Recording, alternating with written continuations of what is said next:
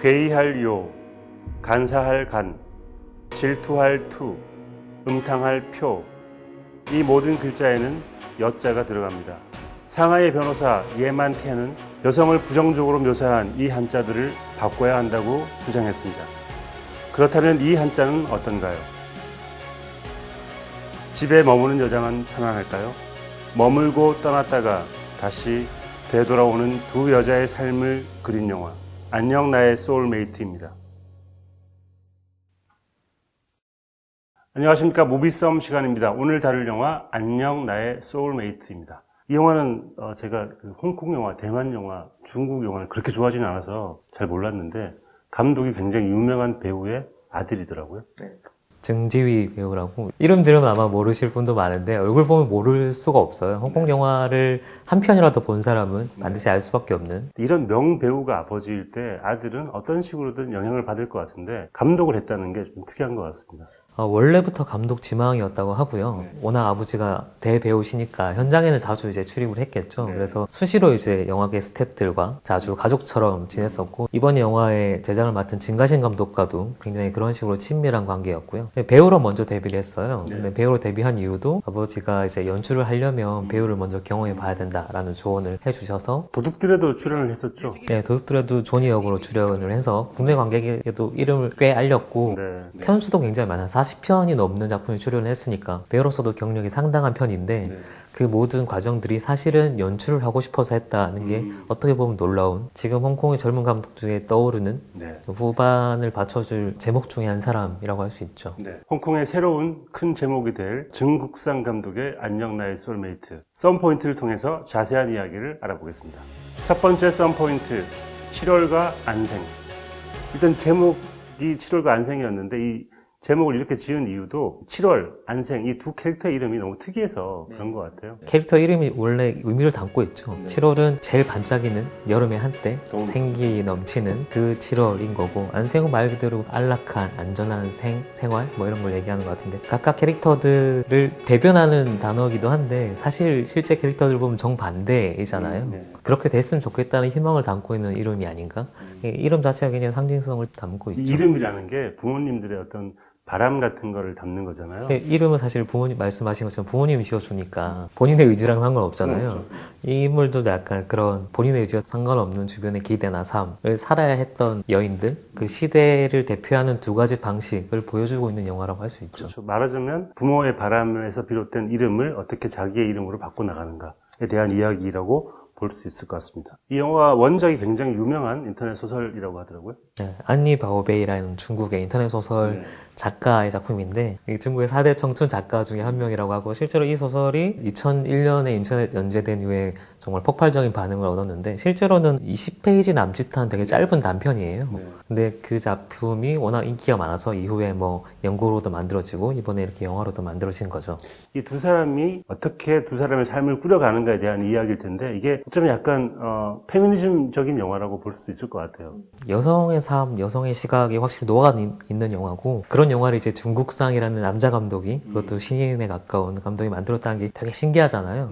실제로 이 영화는 단편이었기 때문에 이야기 자체가 너무 간소했기 때문에 캐릭터의 확장이 좀 필요했었고 볼륨을 좀 키우려고 4명의 여성 작가들이 붙어서 이제 이야기를 만들었다고 하고 캐릭터를 확장시킬 때 한 캐릭터의 편만 들면 좀 곤란할 수도 있잖아요. 균형을 좀 맞추기 위해서 각각 2명은 이제 7월의 편을 들고 2명은 안생의 편을 들고 해서 많은 집단 지성의 도움을 받은 것 같고 실제로 이 감독은 스스로도 인터뷰에서 여러 번 밝히기도 했는데 이야기를 짤 때 자기 역할은 약간 모더레이터에 가까웠다라고 하더라고요.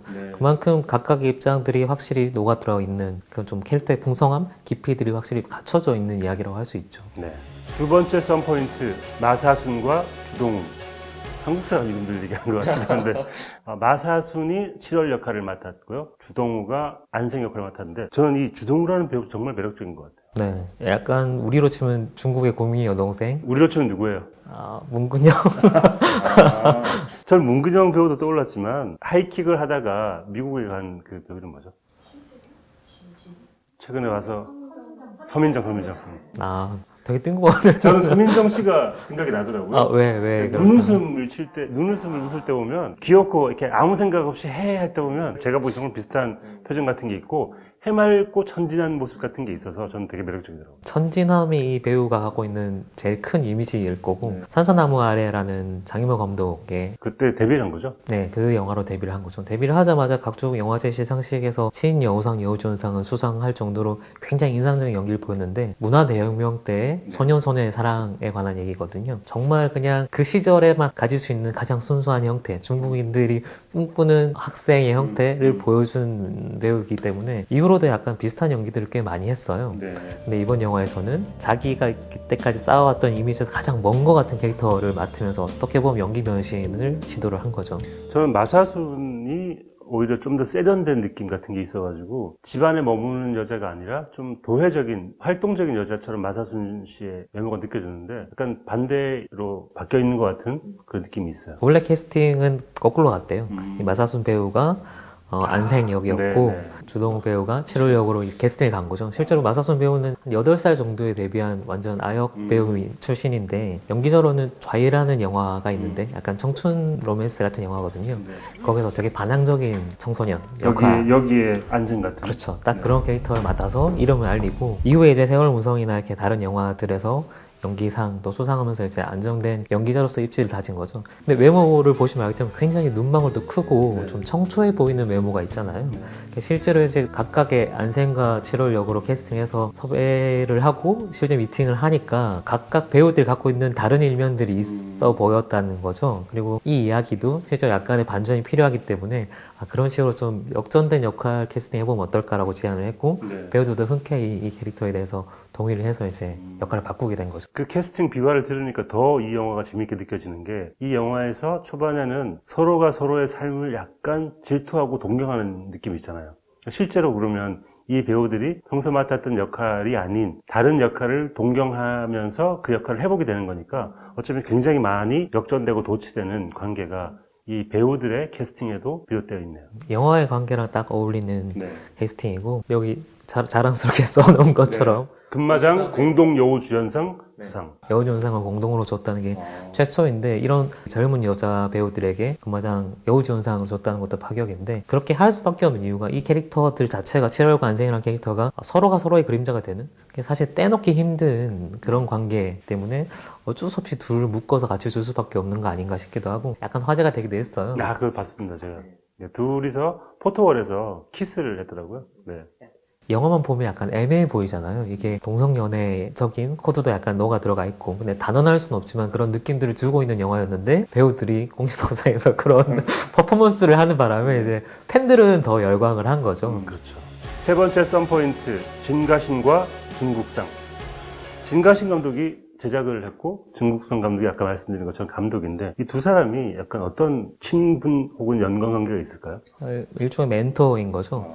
증지 배우가 천밀밀에도 출연하고 워낙 이제 홍콩 영화계는 우리보다 훨씬 더 끈끈한 가족 같은 분위기가 있는 것 같아요. 평소에도 어릴 때부터 친분이 있었고 진가신 감독이 이 중국산 감독의 꿈을 예전부터 알고 있었던 거죠. 그래서 연출을 언젠가 해보고 싶다는 말을 꾸준히 했었고 이 시나리오도 찾고 고르고 다듬는데 5년 정도 걸렸다고 하고 무조건 네가 하는데 어떤 얘기가 좋을까를 이제 찾아다녔던 거죠. 자기를 위해서 이야기를 찾아다니는 정말 좋은 멘토네요.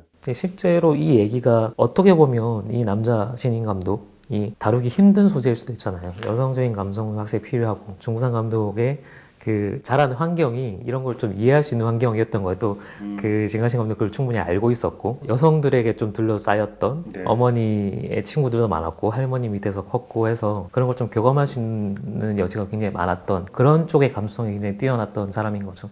그래서 이 얘기를 네가 만들면 좋겠다라고 해서 이제 제안을 해서 연출까지 이어진 거고 영화의 전체적인 어떤 구성이나 호흡들을 보면 진가신 감독의 멜로가 상당히 많이 생각이 나요, 사실. 우리가 추측을 해보자면 그러면 진국상 감독이 어떤 이야기를 만들었을 때 진가신 감독이 제작자로서 이 이야기는 약간 더 이렇게 꼬고 플래시백을 넣고 이런 식의 구조를 바꾸는데도 많이 관여를 했다고 추측하시는 거죠. 네, 그건 상당히 조언을 많이 들었을 것 같고 플래시백과 나레이션을 잘 형하는 감독 중에 대표적인 사람이 진가신 감독이거든요. 천밀밀을 보면 그게 끝에 크게 와닿는 것 중에 하나는 각각의 다른 입장들을 보여주고 사실은 이랬다라는 걸 이제 맨 마지막에 반전처럼 넣기 때문에 뭔가 충격이 더 오래 가는 거고 이 영화도 전체적으로 이제 플래시백의 구조를 취하고 있고 안생이 오프닝에서 이제 제일 처음에 7월과 안생이라는 인터넷 소설이 인기가 많아서 출판사 그 사람이 찾아와서 얘기를 하잖아요. 这是你好朋友七月写的，是你们俩的故事，你就是安生吧。 거기서부터 시작하는 거죠. 그리고 나서 이제 7월의 소설을 안생이 하나씩 읽는 것처럼 회상을 하는 것처럼 구조가 되어 있기 때문에 그것도 전 재밌었던 게 7월이 쓴 소설을 안생과 소가명이 겹쳐서 읽잖아요. 각각 읽고 있는 장면들을 보여주면서 하나의 소설이 두 사람에게 어떤 영향을 미치는지, 하나의 사건을 세 사람, 7월과 안생과 소가명은 어떻게 바라보고 있는지를 동시에 보여주고 있는데, 이걸 편집을 되게 잘한 것 같은 게 플래시백도 들어가 있고 여러 명의 시점이 있는데도 이야기가 복잡하지 않고 단선적으로 보일 수 있게 잘 편집을 한 것 같아요. 플래시백이 어떻게 보면 굉장히 비영화적인 문법이거든요. 네. 어떻게 보면 너무 쉬워요. 사실은 이랬어라고 설명해 주는 거니까. 근데 그걸 영화 전체의 구조로 취할 때는 또 전혀 다른 문제가 되는데, 결국은 진짜 진실이 무언가를 찾아가는 그 구조 자체가 사실 서스펜스거든요.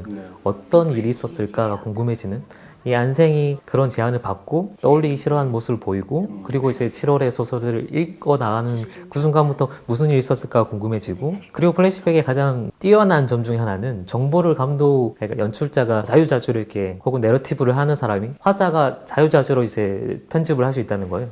어떤 걸 보여주고 어떤 걸 안 보여주는 거를 확실하게 조작을 해 나갈 수 있기 때문에 맨 마지막에 어떤 반전 혹은 진실 같은 게 있다고 하면 그때 충격을 훨씬 배가시킬 수 있는 구조인 거죠. 네, 다음은 송경 원신 시간입니다. 오늘의 원신 어떤 장면입니까? 안생이 고향을 떠나서 이제 7월과 처음으로 헤어지는 장면, 기차역에서의 장면, 그 장면이 모든 사건의 분기가 되는 그 지점으로부터 각각의 다른 기억들, 각각의 다른 숨겨진 진실들이 파생되는 거기 때문에 그게 이야기적으로도 가장 핵심이 되는 순간인 것 같고, 나레이션과 플래시백의 어떤 기능적인 효과를 딱 발휘하는 순간이 있어요. 그 앞에 장면들에서 영화가 그냥 커트를 하거든요. 당연히 보여줘야 될 것 안 보여주고 갑자기 자른 다음에 그 기차역 장면을 붙여버리거든요. 그리고 사실 그 사이에 무슨 일이 있었다는 걸 나중에 보여주는 구조이기 때문에 이 편집도 이 영화의 어떤 핵심이라고 할 수 있죠. 하나의 물건이 두 사람의 이별 장면에서 발견되면서 여기에서 이전 장면을 갑자기 관객들에게 상상을 하게 만들고 다음 장면의 슬픔 같은 것들도 배가시키는 그런 역할을 하는 것 같습니다. 네. 네, 다음은 이기대 시간입니다. 이상하게 기억나는 대사. 오늘은 의외로 송경원 평론가님과 저의 장면이 거의 일치합니다. 그게 의외예요. 의외인가요? 왜냐하면 가장 중요하다고 생각하는 한 씬과 가장 쓸모없어 보인다고 생각을 한 대사가 같은 장면에 있다는 것은 놀랍도록 의외 아닙니까? 네.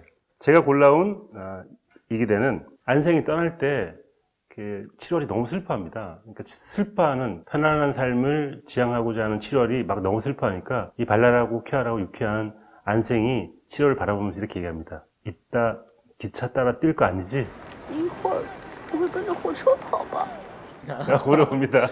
사실 이 영화가 대사가 워낙 많고 또 소설 기반으로 해서 그런지 몰라도 명대사가 엄청 많거든요. 그 장면에서도 대사가 하나하나 다 이렇게 뭔가 의미심장한데 제일 안 의미심장한 거를 정말 허를 찌르지 않습니까? 이게 저는 그래도 중요하다고 생각하는 이유가 뭐냐면 두 사람의 캐릭터를 보여주는 거예요. 안생은 모든 걸 쿨하게 대하고 싶은 거죠. 흔히 영화에서 볼 때 너무 이별이 슬퍼가지고 기차를 따라서 막 뛰다가 넘어지고 막 그러잖아요. 그걸 이 두 사람은 알고 있는 거죠. 안생이 그러니까 너 이따가 뛸 거 아니지? 장난스럽게 얘기를 합니다. 근데 7월은 뛰어요. 뛰어가다가 거기에서 어떤 사건들을 혹은 어떤 물건을 발견하게 되는 건데 두 사람의 캐릭터를 이 한 대사로 굉장히 의미심장하지 않게 얘기해주고 있는 것 같아서 저는 허를 찌르는 굉장히 중요한 대사이지만 겉으로는 중요해 보이지 않는 대사여서 골라봤습니다. 네, 지금까지 안녕 나의 소울메이트 얘기해보고 있는데요. 이 영화에는 아주 작은 그러나 약간 충격적일 수 있는 반전이 있습니다. 2부에서 자세히 더 알아보겠습니다.